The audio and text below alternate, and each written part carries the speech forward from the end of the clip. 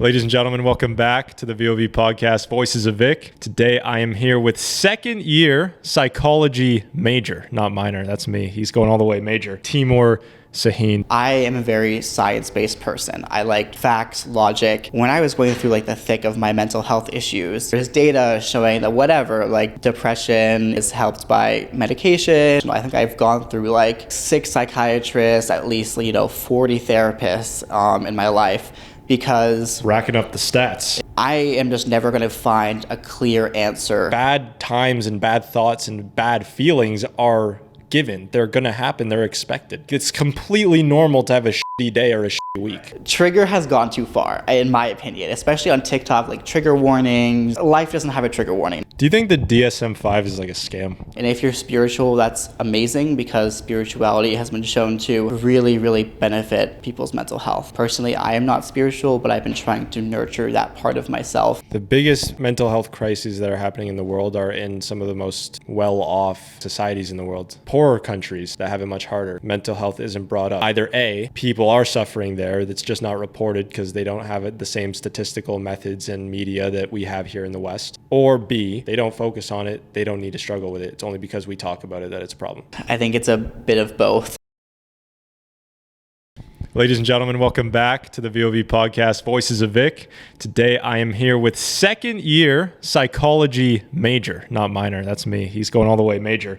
Timur Sahin, thank you for doing this. Appreciate it. Thank you so much. I'm so excited. Absolutely. So why don't we start off, kind of tell the people a bit about yourself, introduce yourself, what makes you unique, why are you on here today, and just a bit of your background. As you said, the second year. Actually, this is my third year physically being in Toronto, but I had to take some breaks here and there due to my mental health. So I academically am a second year, but this is my third year here. Got it. I live in Margad. My first year was also in Margad. I'm super excited to be here. I don't know what you want to talk about, but we'll see where it goes. My interests, as you know, from the form, I think, psychology, mental health, all stuff like that. So, I don't know. I think just podcasts in general are just really, really cool. And it's my first one. So I just want to talk my truth and just have a good conversation. Yeah, absolutely. It's going to be fun. We like talking to people of all backgrounds. I like getting discussions because a lot of podcasts feel like kind of an echo chamber where people are just kind of bouncing off each other and there's no real difference of opinion. I like talking to everybody and anybody. Yeah. So this is going to be a good conversation. But are you born in Canada? No. You're not born in Canada? I was born in the U.S. Okay. I'm from Massachusetts. Nice. But I'm a citizen of Canada, so... How are you connected to Canada? How is are both your parents Turkish? Kind of give us a bit of your background in terms of so both my parents are Turkish. They immigrated to Canada from Turkey, so they went to college here, University of Alberta, and that's how I got citizenship. So when I was born, I got Canadian citizenship. I have family here, so my cousins, they also live in Alberta.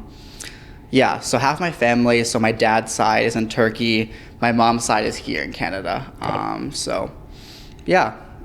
I'm here because it's a lot cheaper compared to the U.S. I'm going to take advantage of that, and plus U of T is an amazing school, so.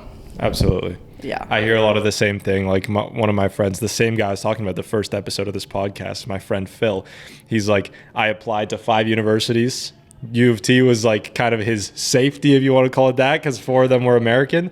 And then another girl I talked to, Francesca, she said that, if we're not trying to destroy my family's bank account, we'll go to U of T. Right. You know what I mean? What do you think about the U.S. college fees up at this point? 2024, they're skyrocketing. I feel like it's a huge conversation. We talk in Canada just about how expensive university is, but it's a completely different story down there. Yeah, it is kind of really ridiculous. I can't speak too much to it because I don't know, I'm not an economics major and stuff like that. But the U.S. There's so my brother he took advantage of, so there's governmentally funded schools. So he goes to the University of Massachusetts Amherst, which is arguably cheaper than going out of state because tuitions can be really ridiculous. Yeah. So yeah, I mean, not compared to U of T, like I'm so thankful for the, domestic fees here, but yeah, I mean, education is just it's really, really expensive. And I can't imagine, like, I just feel bad for my parents. Like, I felt bad just taking a break because I'm prolonging, like, my academic career, like, for so long. And I don't want them, spending absurd amount of money, for my education. But arguably, compared to, like, if I went to a school, I mean, like, back when college applications, the U.S., I was looking at, NYU, which is arguably one of the most expensive schools in the U.S. And yeah, I mean, I'm thankful I chose U of T. Yeah, absolutely. That's cool. Something that we do a lot on this podcast, we like exchanging ideas. We just made a group podcast video of hypothetical questions, just kind of like stirring up ideas, thinking about things. But that's not exactly what you do in psychology. That's more philosophy, where people are sitting there talking, thinking real deep. Psychology is more of a science. So I wanted to ask you, like, what do you think about that approach to knowledge? Because, like, it's a very scientific method. I'm in a class right now talking about morality, but it's a psych class. And the psychologist's argument is that we're going to have a better understanding of morality by doing experiments, tests, all these types of things, instead of maybe it's more just like a discussion you need to have. Like, what do you think? Just when it comes to like philosophical ideas. Yeah. How does that like kind of overlap? Yeah. Like, I mean, I think psychology and philosophy are like, they overlap in so many areas. I mean, I have a minor in philosophy too, just because like that area like really interests me a lot. I think, yeah, there's so much overlap. There's just so much we don't know about psychology as well, even though there's so much science, like neuroscience, understanding of, how the brain works. We don't have like a really full understanding of why certain things happen. We have, theories and general hypotheses, but, we don't know the exact truth. And that's what I think fascinates me so much about philosophy and particular psychology, is that there's no like kind of one clear answer. And that's why mental health really interests me, is because, we have theories as to why, there's certain disorders, why people depression, certain things. And we find like we have theories about it, originally it was the theory about, chemical imbalances in your brain, which has been, kind of debunked in the past, couple of years, I guess.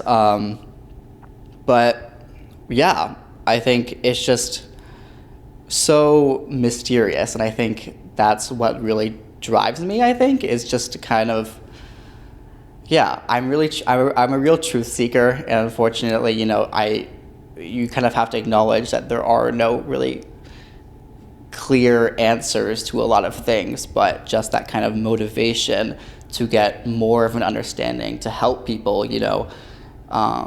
is what really, really drives me. That's good. That's awesome. So yeah, I guess just circling right into it, when it comes to mental health, yeah, do you see that as like a scientific issue? Like when we're studying mental health, like it's really only been studied recently.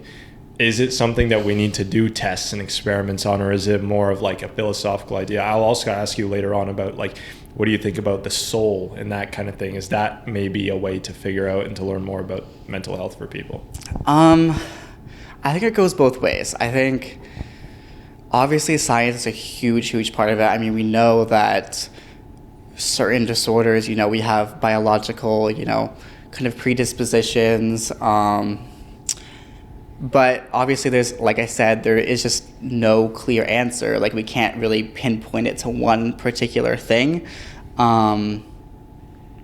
So yeah, sorry, I forgot your original question. No, that's good. Just like, I guess maybe in general, you can't say whether we use science or philosophy or just like kind of like moral thought. For you, like when you're trying to, let's say, because you've been through your own problems, like are you using science as your way to get out? Or are you trying to think of it more spiritually? Like what's your process? That's a really good question. I think for me personally, I am a very science-based person. I like facts, logic, and for me, when I was going through like the thick of my mental health issues, I kind of used that science to try to get out of it. You know, like there's data showing that whatever, like depression, you know, is helped by medication and, you know, certain modalities such as cognitive behavioral therapy, other therapies. And I was like so fixated on finding the next solution, like finding the next answer to solve my depression. And what I found was that just kept kind of keeping me in circles. Like I was just going to the next mental health professional. I think I've gone through like 6 psychiatrists, at least, you know, 40 therapists in my life, because Racking up the stats. exactly, yeah. I was looking for something they will tell me to cure my problems, and unfortunately, that's just not the case. That's just not, like, sure, like in some cases, you know, it does work for people, whatever, but like in my case, my problem solving just got in the way so much that I had to just kind of introspect and be like, I am just never going to find a clear answer. I need to stop looking for someone who's going to cure my problems and stop looking for that instant gratification, and invest that time into myself to, you know, get better, just play the long game basically, and, you know, take my time, step back a little. And yeah, once I gave up that kind of problem solving mentality that like I kind of weighed out, what can I do right now? Like what is in my control and what is out of my control? I don't know what the next thing is to solve my depression. I don't know what the next thing to solve my, you know, other mental health issues is. So I'm just going to take it step by step. I'm going to stop problem solving, you know, accept that uncertainty, and just kind of live my life, I guess. And I found that immediately my mindset kind of shifted. Like, you know, I would stop trying to look for answers, and try to let it, you know, play out by itself. And that really helped me significantly. So I think, to go back to your original question, I think, you know, science can help us to a degree, but I think it's all up to the person, what works for them. You know, obviously, if you do the same thing, you know, go through science, put this person like the same exact thing, and like this person, you know, you're not going to get, you know, sure, you're going to get results, but I think mental health ultimately just comes down to a mix of both science, trusting in science, and what works for you. And if you're spiritual, that's amazing, because spirituality has been shown to really, really benefit people's mental health. Personally, I am not spiritual, but I've been trying to nurture that part of myself. And you don't have to believe in God or anything. It can be like anything, basically. It could be like your own mental health issues. It could be, you know, philosophy, the unknown, whatever it may be. Yeah. So, short answer, I think it's both. Sorry, that was a really long answer. No, absolutely. We've got time. We're going to be here for a little bit. So that's interesting. Something that kind of peeked out to me is that there was you seem like to take a step of self-accountability. Yeah. From like, you're deciding, I'm going to let this play out. I'm not going to be seeking, because like in that time that you've been letting it play out, yeah, like have you still been like seeking out psychiatrists and therapists and this kind of thing? So I've slowed it down. I've been with my same psychiatrist for about 2 years now. Therapists, I also slowed it down, so I'm sticking with one therapist right now. Say something and I'd be like, oh, like they don't understand, like, you know, they're not going to help me, they're not going to give me the answer that I want, so, you know, get rid of them immediately and find on to the next person. But that whole process was just stressing me out so much, and I didn't really realize it until, you know, kind of recently, that the whole process of kind of just going through therapist after therapist and being let down or feeling like no one can help me stressed me out, like, yeah, obviously, because I felt that I was, you know, incurable, I can't be helped, no one has the answer for me. But now I think I'm in a lot better place, because I've slowed down that process and realized, like, I'm not going to get the answer that I want. I'm not going to get the, the truth of depression, of other mental health issues. And yeah, that helped me a lot. Sorry, I forgot your original question. No, I just keep going on tangents. It's just a conversation. We're just talking. It's fine. Yeah, no worries. This isn't meant to be too like interview strict, answer what I ask, blah, blah, blah. We're just like trying to flow here. No, that's cool. Like, why do you think that mental health has become such a big issue? Because like there's so many, obviously there's different ways that people deal with it. Like you said, it's a mix of science and what works best for you. Yeah. So first I'll ask you about why is it such a big problem, but then after I want to also talk about when you say do what's best for you, is it dangerous that like sometimes like big media corporations will come and say this is the solution to mental health? Like obviously advice is always a good thing, but maybe some of it's misleading. Yeah. Well, both of those are really loaded questions. What do you think? What do you think about your first question? My first question about why it's on the rise so much? I'm interested. That's a good question. I mean, a lot of people will attribute it to the Industrial Revolution. That's a big one. I don't know if that is the pure reason. Social media doesn't help. I think that tradition played a huge role in the past for keeping people well-rounded. And once again, religion, even though it's not for everybody, I think that there's a pretty strong correlation with a decrease in religion and a decrease in mental health, because the way I've talked about it with people is that, especially people with anxiety, because the idea with anxiety is that people say, or people expect the worst to happen, right? Like kind of like overthinking. Right. Whereas religion, at least the way I see it, is the idea that the best is going to happen because you have someone looking out for you. So I think that could be a reason for it. Would you say you're a spiritual person, or? I'm spiritual, but I'm not religious. Like I'm not Christian or Muslim or anything. But I do believe in a higher power, if you want to say and that. do you think that has kind of helped your mental health, or I personally don't know your struggles, but no. I've only benefited from that belief. I think I haven't. I've said this. I was saying it like kind of in a cocky way, arrogant way. I did a video talking about kind of happiness and the idea of like, why are people so focused on like happiness and this feeling of always needing to feel, secure and safe all the time. But I was basically saying I haven't had a bad day. I don't remember the last time I had a bad day, not because I feel any different than most people. Like I haven't unlocked this secret mental juice to wake up excited all the time and giddy, but I've just changed kind of the mental framing. Like I don't focus on it as much. So even if it's bad, I don't notice.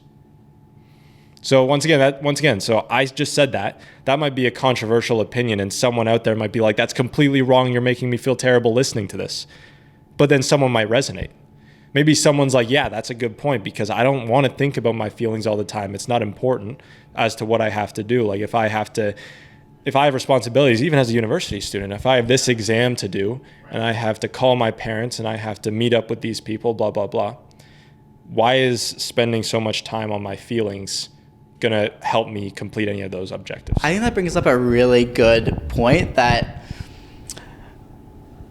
I think it feeds into the idea that like not every single thought is important. Like you don't have to attend to every single thought, because our thoughts are not exactly truthful. Yeah. We get intrusive thoughts all the time. They just kind of randomly pop up. Doesn't mean they're truthful to us. That's a really big kind of factor in obsessive compulsive disorder, where people have intrusive thoughts and they have that kind of, I forget the exact word for it, but they ascribe it to themselves. Mm-hmm. And they think, since I have this thought, then that must be me.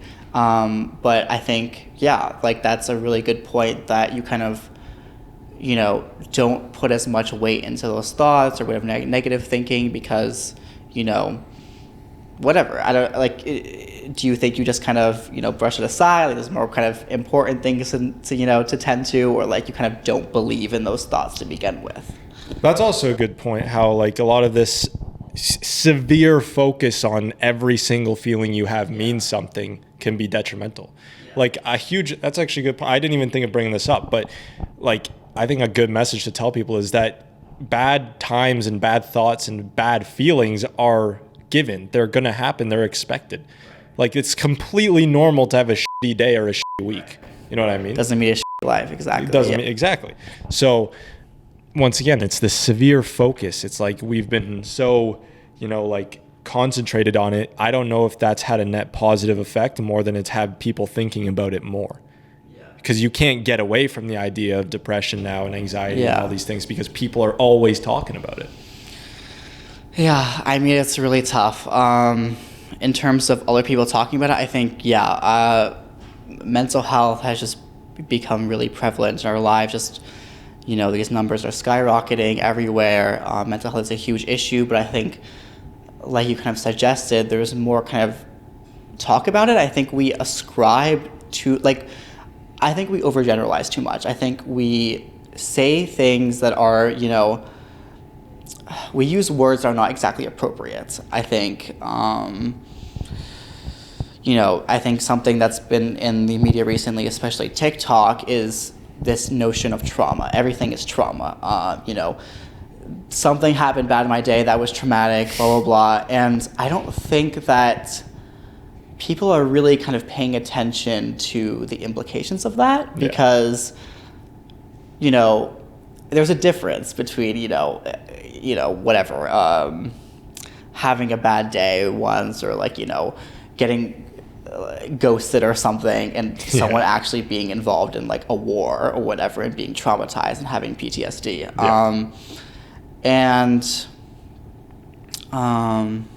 I think something that interests me is that a lot of clubs at U of T, in their bios or whatever they're about, they have trauma informed.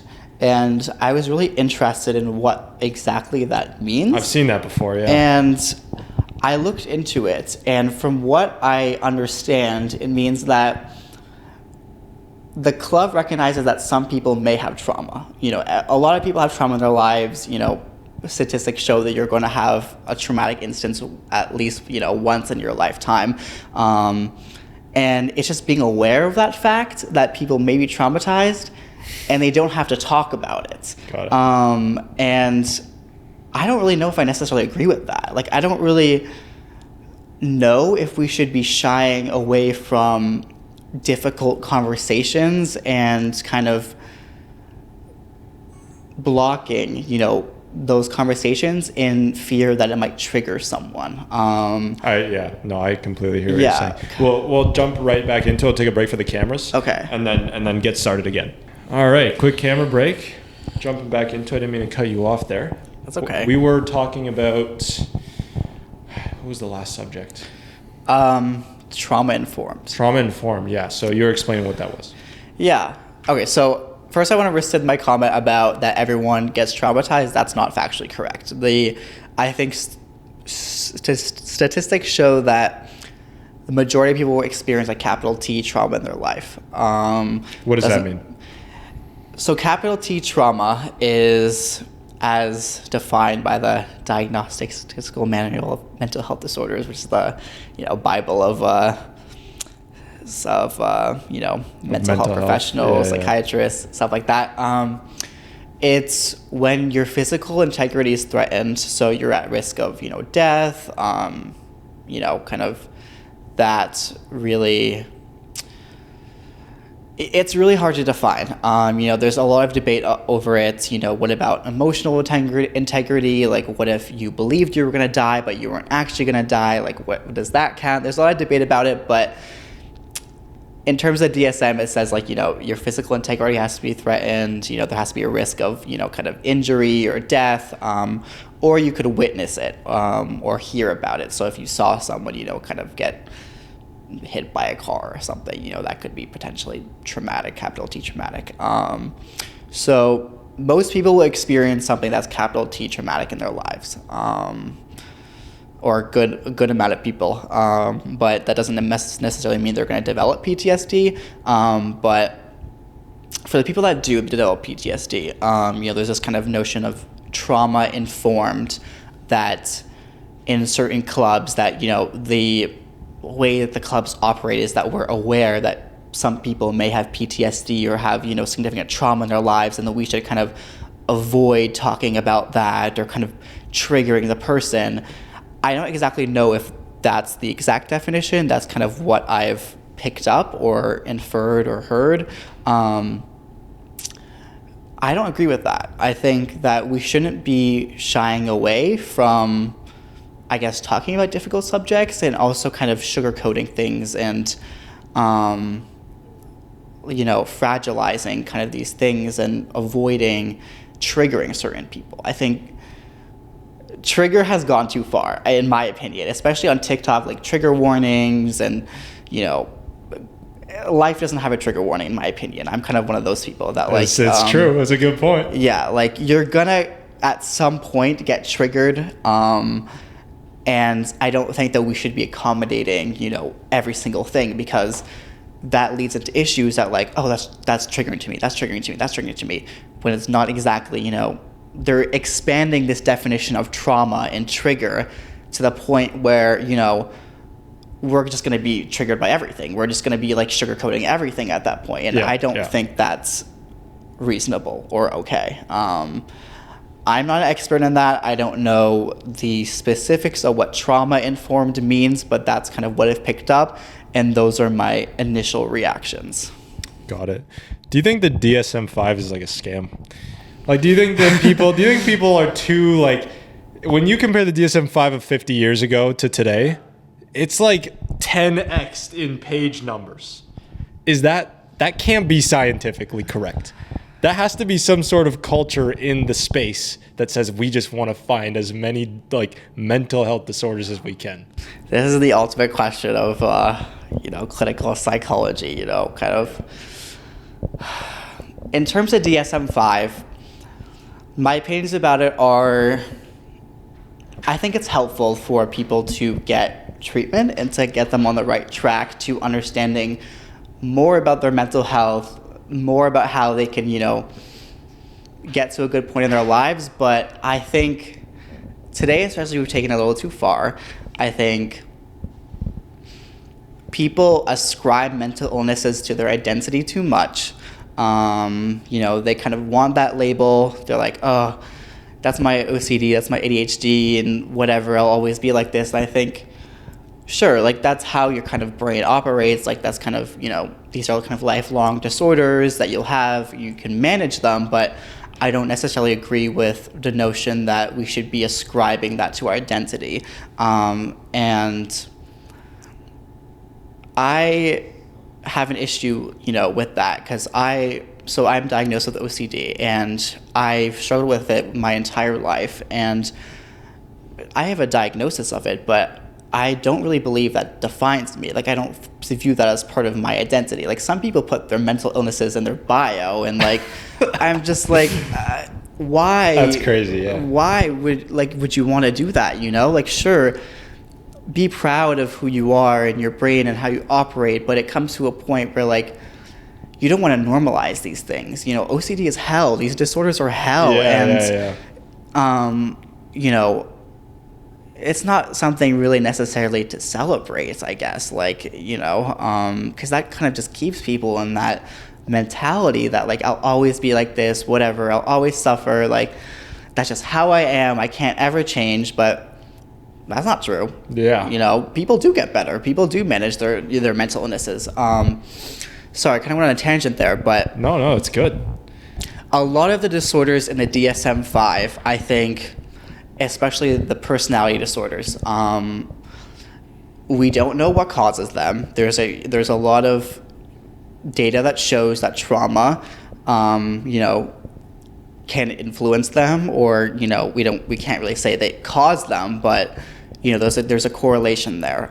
So a lot of disorders in the DSM-5, they kind of all have this kind of underlying factor to it that we don't exactly know. But we have, theories with these correlations, trauma, early life adversity, and stuff like that. And yeah, I think that's just the nature of mental health disorders, is that there's just so much overlap between things. And I mean, we can split them up. Like there is so many disorders in the DSM-5, and I don't really know if I disagree or really have a strong opinion about it. I think it's fine to have labels, I guess, but you run into issues where people ascribe to their identity. There's murky water. Like, is kind of this disorder the same as this disorder? There's a weird balance between like self-diagnosis and this sort of like victimhood mentality, like, because you seem like you're not shying away from this, like, I have OCD, this is what I've dealt with, blah blah blah, but then you're also saying like, I'm not cowering to these issues. Like, a lot of the people nowadays will say, I have this, so I can't do this. Yeah, I have X mental disorder, meaning I cannot perform in Y way. Whereas you're saying, no, that's not an excuse. You, even though these are things that you deal with, don't necessarily like completely shut down. Like, how do you balance that? Because for me, I'm similar to you in the sense that I also don't think that people should just shut down. But once again, I wouldn't diagnose myself with anything, even if I did have it. You know what I mean? Like, I wouldn't say, like, I've talked about it before with ADHD with a lot of people. Yeah. Like, if I wanted to go to the doctor right now, I don't know, once again, maybe I'm just making things up, but I feel like there would be a decent chance that you could diagnose me with ADHD. Right. I'm not going to go. I don't want that label. Yeah. Whereas you're saying the label's not necessarily bad. It's just the mindset you have with the label. Yeah. A doctor gives you a label, but you go to a different doctor, they'll give you a completely different label. I've been diagnosed with so many different things. I've been diagnosed with, generalized anxiety disorder, OCD, just a whole bunch of things. And they have like a vague understanding of who you are. Like, obviously it's hard to, put people in categories, and like that's what we want to do, or that's what our inclination is to do, because we want obviously to get these people help and we want to make money, obviously. So yeah, I think when people get a diagnosis, I think it's important to know that the person who is giving you this diagnosis doesn't know anything about you. Doesn't know. I mean, sure, they have the preliminary, what you say to them, but they don't know your entire lives. They don't know how your brain works. They don't know how like what has happened to you in your life. I wouldn't put too much weight into it, because everyone's different. Like, you can have ADHD and not have all the symptoms. You're gonna have overlapping symptoms, like with so many disorders. Just the brain is so complex, and it's hard to put people in categories, and people who just assign it to their identity and kind of put so much weight into this, box, you're setting yourself up to just, keep yourself stagnant. It's just like, I don't know. I think we're just embracing the wrong things. I think it's really hard to say. Another thing that it is with like a lot of people compare like the care of a doctor versus the care of, say, a loved one or a family member. So like when you have mental health problems, some people will say consult your doctor knows best. Some people will say consult family because family cares about you. You were saying that the doctor doesn't know everything about you. I would add on that the doctor does not love you. Yeah. Obviously, you can't expect doctors to love their patients. That's kind of weird. Your family loves you. So once again, they're not as trained as the doctor. They don't have the knowledge that the doctor has, but they have better intentions, right. I would argue. You know what I mean? Yeah, I mean, yeah. Doctors don't always have the best intent. They, not even that it's bad, just that it's neutral. You know what I mean? Like it's not like they're trying to hurt you, but it's not like they care too much about you feeling good. Yeah, to a lot of doctors, you just kind of one medication done, and that's a really unfortunate reality that we live in today. Is that medication is too really heavily relied on, and like you said, it kind of. Family members, they can be a huge support for a lot of people. Not saying everyone, of course, family could be a really issue for a lot of people, but, your parents are going to know you better than a doctor, obviously. And it comes back to the idea, like, there's no quick fix. Like, you have to invest in yourself and to take advantage of every single positive thing in your life. If you have a loving family and you have parents that care about you, you know, don't push them away. Like, you know, embrace them with open arms, you know, talk to them about it, talk to your friends, obviously, invest in yourself, and don't view a doctor's prescription as a quick fix, because you're going to be so easily disappointed when, you know, you take an antidepressant or something, you feel better short term, but you're still miserable. Why? Because you put all your eggs in one basket and you think that, you know, the medication was going to cure your depression, which, you know, it takes everything. You got to be committed. You're going to be the one who's going to pull you out of this bad place. And it's not going to be medication that's the only thing. You have to believe in yourself, and you have to want to get better. Amen. Amen to that. This is crazy because obviously, like, I read over the guest forms and stuff, and everyone has different topics. Yours were particularly unique. This is why I wanted to talk to you, because some people will be very vague with their stuff, but you had like specific conversation topics that I was like, this should be interesting. So we've kind of come to the same conclusion from completely different sides, I feel. You have all this experience about, I've been through these many psychiatrists and therapists, and I have no experience with that at all. I don't know what it's like. But we both agree that like it's gonna take your power and your willingness, and don't necessarily see the word of the doctor as the word of almighty truth. You know what I mean? But no, that's awesome. Yeah. I think that a huge benefit also could be just to kind of smile in the face of suffering. This is something that has helped me a lot. And obviously, like, I'm not going to say I've been through anything too crazy. Obviously, I don't have PTSD. I haven't been in wars or anything. But sometimes it's just like, once again, flipping the script. It doesn't even need to be the fact that you always need to be happy. You just change the way you see happiness. Like, if something bad is happening, like one that I like to use is thinking about Batman, right? Because as a kid, everyone wants to be a superhero. All boys want to be superheroes when they're kids. Batman's parents got killed. That's some of the harshest trauma that you could ever go through. But it's needed. Like, if you want to be a superhero, you have to go through hard shit.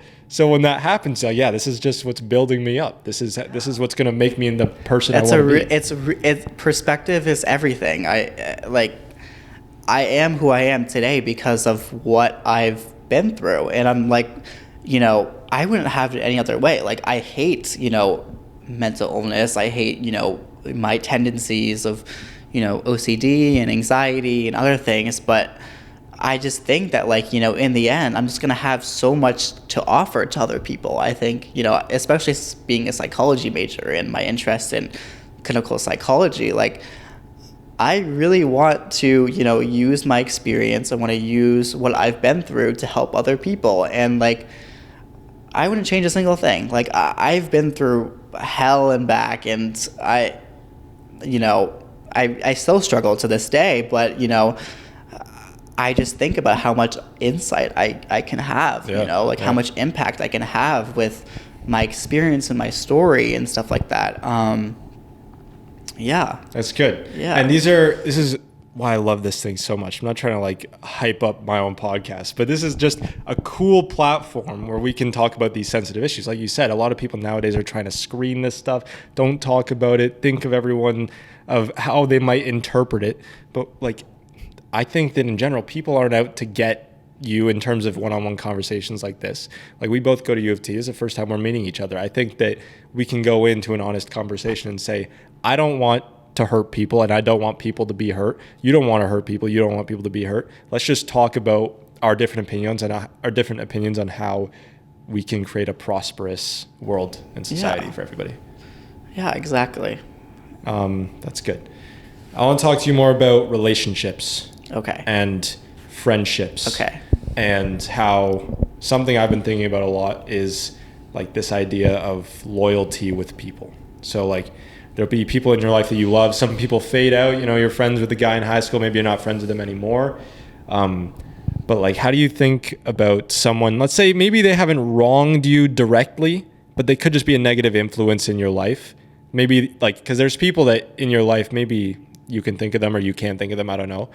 But there are people in your life who you love and care about, and maybe you grew up with them as kids, but maybe they're making life decisions that you might not necessarily agree with. Maybe they're leading down a bad path and you don't want them to drag you down, but you still care about them. Talk to me about that balance. I don't know, once again, I don't know your whole life story, but like, do you know anything about that loyalty? Like, do you still need to show this guy loyalty? Like, how do you help him? Can you help him? Like, what do you think about that? This could be with also anything. like really good question. Communication is the number one thing. I've run into so many problems in the past with just people who, I mean, I'm also to blame too, is that we just don't communicate enough. Like we assume things about certain people, and we become awkward about it. We get shy. We don't want to confront people, but you just need to have a conversation. You need to talk about it. You need to be open about it to set things clear. And in terms of a friend who's struggling, or someone you care about but they're kind of a negative influence, just be honest with them. Just be open, like, hey, I've noticed this pattern. This is how it makes me feel. Be truthful of how it makes you feel. Whether it makes you feel bad about yourself, you're concerned about the other person, or whatever. Just be open with that and set boundaries. Obviously don't be super dismissive and be like, this is too toxic for me. I can't deal with this at all. But just be honest and speak your feelings. Be honest to your feelings and tell the other person what you think. Genuinely, if you're concerned for them, raise that concern, and be mindful of your own self. You don't have to get invested into their mental health. And I've dealt with this so much in the past, just getting too involved with miserable people, and it harms both you and the other person, because you're not going to save anyone. That's not your role. It's kind of like you can lead a horse to water, but you can't teach it how to exactly. drink. Can't make it drink. And you have to be clear about that. You can't save someone. I can help you. I can support you, but I'm not the one who's gonna pull you out of a bad situation. I'm not the one who's gonna cure you. That's up to you and professionals. If you decide to work with them, that's up to them. That's just kind of my perspective. I think it just all comes down to conversation, communication, being honest, because I've just had so many experiences where we just don't understand each other because we didn't talk. We didn't sit each other down. We didn't text. We didn't, be honest about how we feel. And because of that, who knows? I might still be friends with them. I might, whatever. Yeah. I'm going to quiz you. You're a psychology major. Okay. I'm forgetting the name of this bias. I want to ask you, what is the bias called when you see the world, or you think the world is the way that you are? Where it's you are a certain way, and because this bias, you expect others are similar to you. I didn't take social psych. It was that's what it is. Sorry, it's a social psych question. So you told me before you didn't take it. Anyways, there's a bias in psychology. Yes. You know what I'm talking about. Yes. Where there was an example they did where they polled the whole lecture class, and they said, how many people in this class do you think study or take notes in a laptop versus taking notes writing down, and with a pen? And the people who took notes on their laptop said that majority of the class probably takes notes on their laptop, and the people who write in pens and paper, they said the majority of the class definitely writes with pen and paper. And it turned out that they both thought of the class, and it was somewhere in the middle anyways. But for me, what I'm using this to bring up is that when we're talking to other people, this is something that is so hard for me to do, but you have to force yourself to do it. People do not resonate with your advice the way you might resonate with someone's advice. So the way you're receptive to somebody might not necessarily be the way that they're receptive to you. And this is, once again, is really difficult because we always hear, I bring this up a lot, we always hear the saying, treat others the way you want to be treated, which I think is one of the most shitty sayings ever, because people are different. Yeah. The way I treat myself, if I treat you like that, you might think I'm an asshole because I'm just super harsh. You know what I mean? And if you treat me the way that you like to be treated, I might be like, I'm not feeling any of this at all. Yeah. So I think that, especially with friendships, you need to, like, most of the times you'll know your friend, you know, you guys spend time together, you know what works for him or her and you know what doesn't. So with this kind of thing, I got a friend, he's similar to me, but I'll bring this up anyways.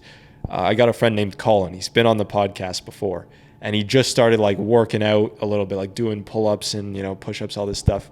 And I know what resonates with him is pretty much making fun of him. I'm like, no, Colin, listen, you're looking super skinny today. You're scrawny as hell. Stop being a bitch. Get off the couch.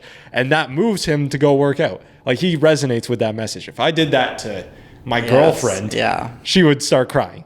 You know what I mean? You have to know what works for people. Exactly. And yeah, I just thought I'd bring that up because, like, a lot of the times you're going to try to help someone the way you'd want to be helped, but it's not going to work.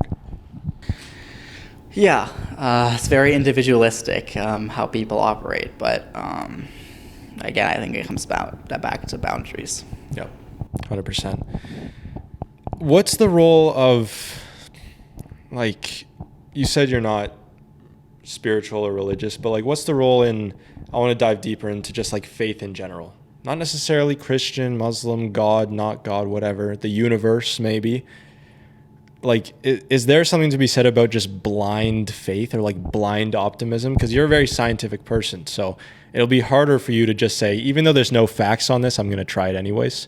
Whereas me, I'm very intuitive. I probably need to be more scientific like you because I just ignore so many important things. Yeah. I think what works for people works for people. If you're like blind optimism, like, you know, and that benefits you, great. I'm not gonna, you know, there's no issue with that unless it harms other people, or unless, you know, there's a, you know, whatever, which, you know, I don't think it, you know, in the majority of cases it you know, doesn't, but people do what they like to do. And, you know, it comes back to mental health. You know, what works for one person doesn't necessarily work for the other. Like, you know, if the placebo effect is a very powerful, you know, tool that is utilized in, you know, psychology everywhere. And it's kind of, I don't want to call religion the placebo effect because that will make a lot of people mad. And I don't necessarily agree with that too, but I am not religious, I am not spiritual, but I know that spirituality and religion helps other people, and even though I don't necessarily agree with them, great, you know, if it helps you, it helps you. And that's totally valid. I'm not going to say anything about that. You do you. I have my own opinions, but if it's benefiting you, that's amazing. Keep going. Yeah. What do you think about, like, the biggest mental health crises that are happening in the world are in some of the most, like, well-off, good, strong societies in the world, like the US, like Canada, even some places in Europe. Poorer countries that have it much harder, war-torn countries, mental health isn't brought up. So there's two ideas you can use. Either A, people are suffering there that's just not reported because they don't have the same statistical methods and media that we have here in the West. Or B, comes back to what we were talking about earlier. They don't focus on it. They don't need to struggle with it. It's only because we talk about it that it's a problem. Which of those explanations do you think is more truthful? I think it's very nuanced. I think it's a bit of both. Societies are very different, as we know, and in the West, you know, there's this notion of, or idea of, individualism compared to the East, or, you know, Europe and Asia. I think that has a lot to do with it. I think the environment that we're in definitely impacts significantly. In the U.S., we are, I grew up in a very, I was well off. Very grateful for that, but I still struggle with mental health issues, and I acknowledge that my environment had a lot to do with it. You know, I'm very privileged, and a lot of my issues, you know, very privileged. You know, I kind of thought, whatever, the whole world revolves around me. My issues are the worst. I can't believe I'm going through this. But, you know, as I've matured and as I've become more aware of that and more grateful, I've realized just how, you know, I know my struggles are valid, but I also need to put it into perspective. I need to acknowledge that other people do struggle. Other people have it worse off than me. Doesn't mean that, you know, my struggles are invalid. You know, they're very much valid, but, you know, you gotta put some perspective into it. I think that in the West especially, there's the individualism,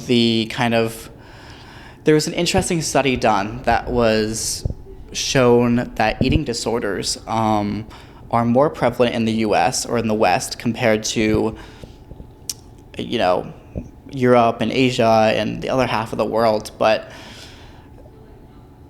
they found that the communities in which eating disorders were prevalent in, you know, Asia and Europe, whatever, is that there was always a aspect of the West within that. There was always like an exposure to something about the West, whether it be media or whatever. Yeah. And there's a correlation there. There's, you know, it raises up good questions. Sorry, I'm not really explaining this well, but it raises up good questions about like how our society, especially in the US and Canada, like how do we view these certain things, you know, with media, with, you know, everything comes into play. Politics, whatever, economics, how we view ourselves and our society and how we process our emotions and whatever. It's just so interesting, just how much our environment plays into our struggles and our, you know, in these disorders, whatever. Yeah. Absolutely.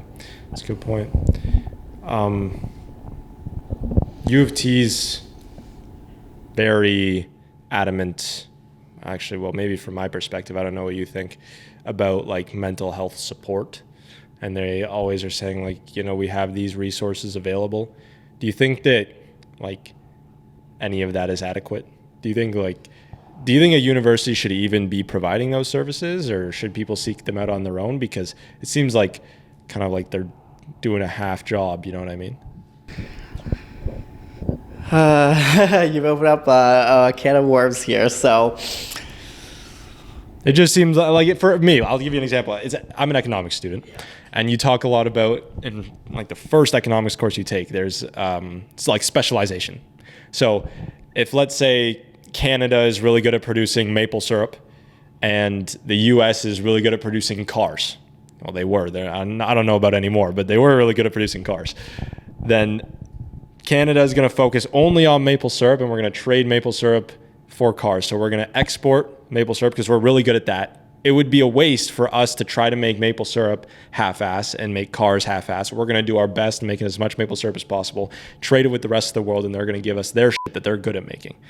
When it comes to university, I thought university was meant for education and teaching psychology courses and economics and teaching these ideas. Why are they focusing on these other services that maybe, you know, real, I don't want to say real, but like therapists that are just therapists should be doing? Is there a financial aspect to it? Do you think some students can't afford these services and U of T is making it more available? Yes. I think that I'm not going to sit here and bash the U of T, you know, kind of service of this. It works. It's a good service for the majority of students, but I will add that it's good for the majority of students who don't struggle with anything more than short-term issues. And how do you distinguish those? Because I would think that like when you're in that kind of feeling, you don't know if it's short-term or long-term. Yeah, so the U of T mental health services, they don't do long-term therapy. They do short-term goal-oriented sessions. So you'll work with them or a therapist or whatever for 2 to 3 months to work on a specific issue. Whether it be, I'm feeling imposter syndrome at U of T, this certain thing is getting me down. However, when it comes to more severe mental health issues like severe depression,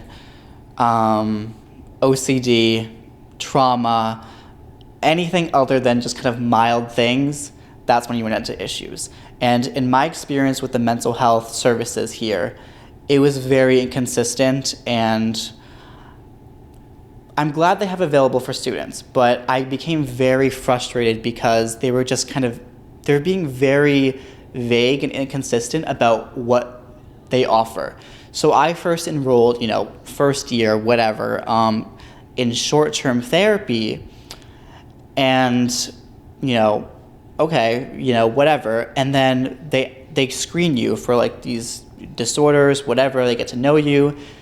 And as soon as I said that I have a diagnosis of OCD, they said, sorry, we can't do therapy because you can't have a diagnosis of OCD to do these like sessions. And I was like, what? Like, how does that work? Why does a diagnosis of OCD not make me eligible or, block me from these services? And they said, we can't specify. Like, we can't, if you have a diagnosis of OCD or bipolar, I think it was, or PTSD, you can't enroll in the mental health services. So I said, okay, I'll go elsewhere. So I did, outside therapy and whatnot.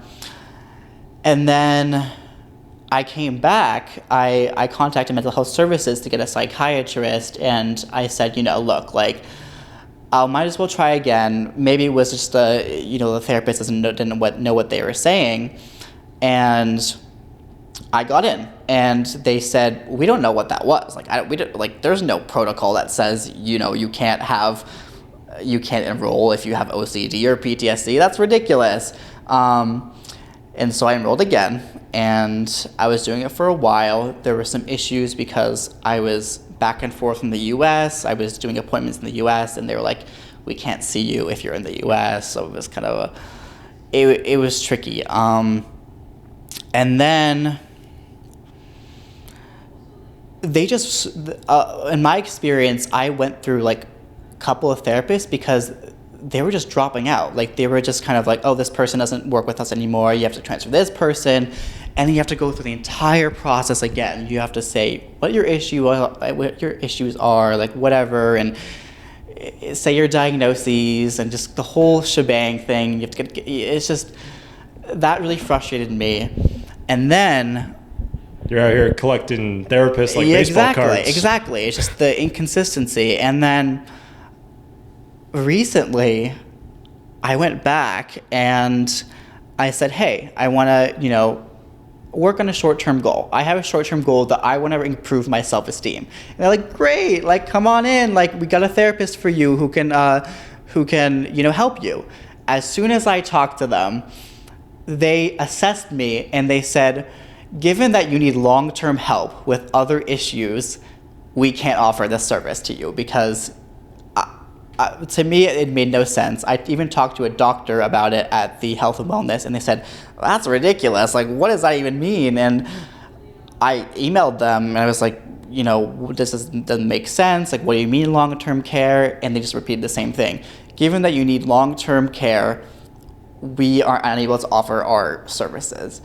And I think it gets confusing. Exactly. And I'm just like, what do I do now? Like, I can find other therapists, I guess, and I did, and they're like, there's just no kind of explanation to it. It's very inconsistent, at least in my experience, and it's so vague, and I got so frustrated, but I decided I'm better off seeking mental health elsewhere, services elsewhere, and I think that's what people need to realize is that if you have, a diagnosis of whatever and it severely impacts your life, you can try the university services, but I would try looking elsewhere, like first. Like I wouldn't really put that much weight into the university services.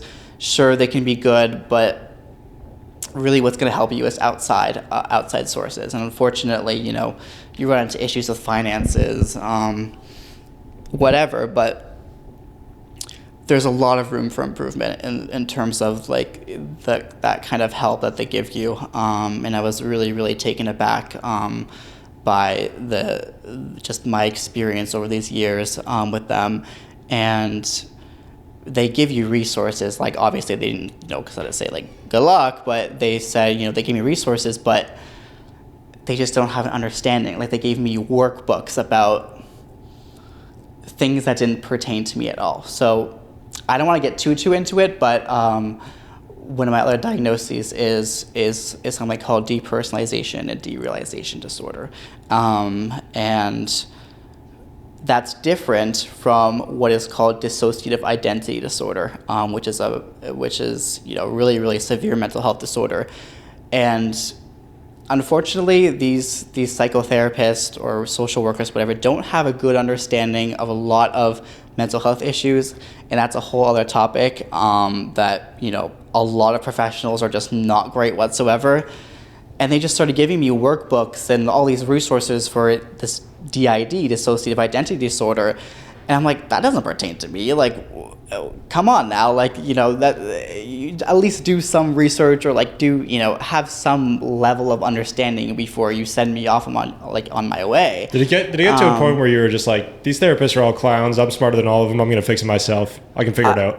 It really, yes, that very much my experience. That so many therapists are just so bad, and unfortunately I didn't have the best experience with his U of T people, but yeah, sorry, that was a really long tangent. All good, man, all good. Absolutely, there's reasons that, you know, we sit here for a while. I've been on a good streak of podcasts going longer than 1 hour, so I'm happy this is so fun. We're not going to break the streak today. I could talk for hours. This is really fun. Awesome. I mentioned while you were talking there that it sounds like it, once again, obviously, like, not saying you're going on a tangent, but it sounds complicated as hell. Yeah. Like, it gets to a point where you're jumping through loops. Therapists don't know. This one does, but that one doesn't. This one's not doing it right. I can't go to him for one reason. I was getting stressed listening to you talk about it. It's very stressful. It really takes a toll on you. Yeah. That's why I would say slow it down. Yeah. You know, go one to another, just baby steps. Don't do everything all at once, and yeah. Yeah. Just talking about also just making it more simple. I think even maybe before, this is at least for me, once again, you're coming at it from the therapist angle, I'm coming at it from the I've never had a therapist angle.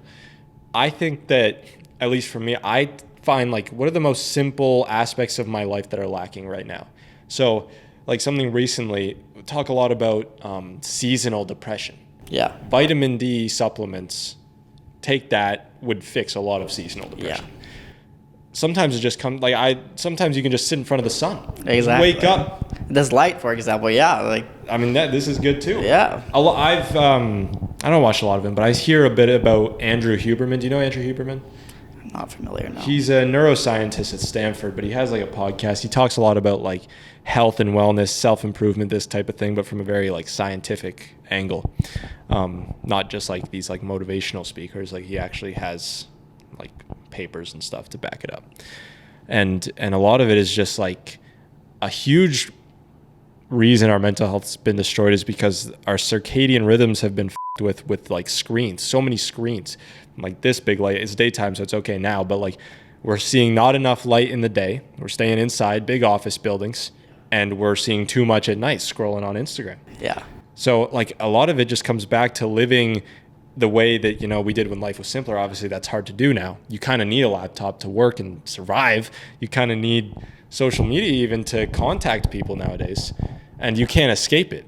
But as hard as it is, as hard as like kind of the environment, like you said, environment's so important. I think we should always try to tend towards the simple fixes, because they're oftentimes the most effective. Getting enough sleep. Yeah, exactly. Drinking water. So many problems are caused just by. You good? Yeah. Okay.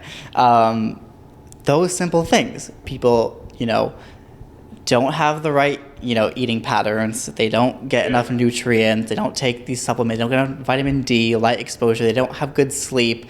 No wonder you're depressed. Like, no wonder you have anxiety. Like, these things are so crucial, and we really got to fix those things before we, really say, like, oh, this is just how I am. Like, I'm just, stuck like this forever. Like, whatever. Like, did you go through any of that, like, process? Like, did you get to a point where you tried those things? Like, or even now, like, are you, like, focused mainly on that? Like, because for me, what I'm trying to say is that I think that's the more effective way to fix things instead of psychiatrists, because obviously, like you said, there's so many problems with it. Yeah, definitely. It's a two-way street. Like, they influence one another. Like,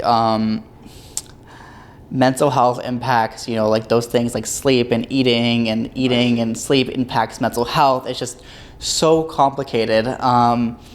But yes, obviously, like, my mental health is a lot worse when I'm tired, when I'm sleep deprived, when I'm not getting the correct nutrients, when I'm not eating enough. And biology just has, obviously, it's like one of the main factors in your mental health and your brain health and everything like that. It's just it's really, really crucial. 100%. Yeah, I agree. And someone else, but I won't name, has said, I'm not going to work out. The only reason that you are the way you are is because my genetics aren't as good. And I said, you might have a point. Like, maybe. I can't argue that your genetics aren't trash, but I've gone to the gym over 200 times. So what we're going to do, you're going to go to the gym 200 times, and maybe after that we can compare and see if it really was genetics. So a lot of the times these people are attributing their problems to so many different things when they haven't done the simple steps of light exposure, eating, sleep, and like you said, they feed into each other. So if you get into a bad habit loop, it can be hard. Yeah. Yeah, I mean, it's so different for every single person. Like you said, just our biologies are so different. What works for one person, doesn't work for another. But you got to have those things set in place. Like, my genetics are not, sure. I don't suffer from any, terminal illness or, kind of chronic pain or illness or anything. I'm really thankful for that. But obviously, I'm not going to compare to someone like Michael Phelps or someone who's just, like, optimally, they're built for sports. But I'm still going to try. Like, obviously, that's important to me. Like, I try to go to the gym, even though it's hard with, mental health and whatever. But I still push myself because I know that's going to help me. I acknowledge that these things are just so fundamental. And even though, I'm not going to see progress like that, and it's going to take me longer, I'm a more smaller guy, and obviously I'm not going to be squatting and benching like, someone who's bigger and, more muscular. But still important to me. Doesn't mean that I can't, work on myself and invest that time. Yeah. 100%. And there's a balance. Sometimes, like, people often compare themselves to others. I think that can be beneficial in some contexts, but then a lot of the time in this, what we're talking about now, like, if you're struggling to go to the gym, if someone watching is struggling to go to the gym, because I'm not going to be like Michael Phelps, I'm not going to be like these guys. Yeah. If you go to the gym today, you're going to be stronger than you were yesterday. You're going to be in better shape. You're going to feel better than you did yesterday. Exactly. And it's with those 1% kind of improvements that you get to, if you want to call it, the ultimate peace that you're searching for. And another thing, I'll just add a caveat onto that, is that it's actually the journey that feels peaceful. There's actually, I don't know if eternal peace is even real, but just feeling like you're making progress is what gives you kind of that solitude, in my opinion. Yeah, exactly. Yeah. It's been a good conversation so far. Yeah. I appreciate you coming on. I appreciate you doing this. Yeah. Do you have any final thoughts for the people at home to kind of send them off with a message? Well, we talked about really a lot of important things, I think, but if I were to kind of want people to take away, one thing is just really take care of yourself. Just trust yourself, invest in yourself, trust the process. Things don't happen overnight. Over the course of my experience, just maturing, just growing up and letting time just do its thing. It did wonders. I mean, like, I just am a completely different person just by, adding a couple years to my life. Just take it day by day. You're gonna be okay. Humans aren't meant to suffer for the rest of their lives. You're not meant to suffer the rest of your life. It's not part of you. Happiness is coming your way sooner than you expect it. Ladies and gentlemen, that is Timur Sahin. Thank you for watching. Subscribe to the channel, like the interview, and we will see you next Sunday. Peace out.